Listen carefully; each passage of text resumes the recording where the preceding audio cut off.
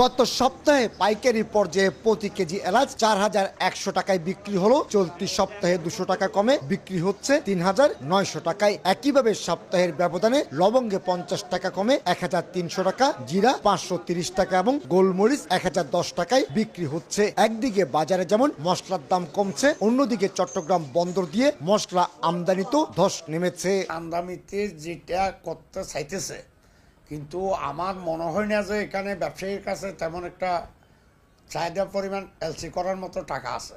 আমার একটা ধারণা, কারণ কস্টিং হয় একরকম কিন্তু মাল বিক্রি হচ্ছে একরকম, তাহলে আপনি কতক্ষণ লোকসান দিয়ে আপনি ব্যবসাতে দাঁড়িয়ে থাকবেন।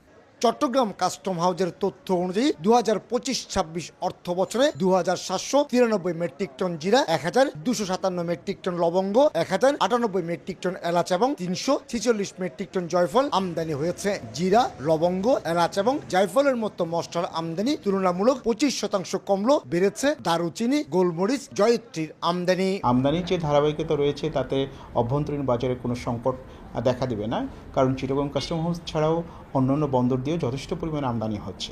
আমদানিকারক এবং পাইকারি ব্যবসায়ীদের অভিযোগ, সীমান্ত দিয়ে চোরাই পথে মশলা আনার প্রবণতা বেড়ে যাওয়ায় আর্থিকভাবে ক্ষতির মুখে পড়ছেন তারা। এতে বিপুল রাজস্ব থেকে বঞ্চিত হচ্ছে সরকার। পাইকারিতে মশলার দাম কমায় খুচরা বাজারের প্রভাব পড়েছে।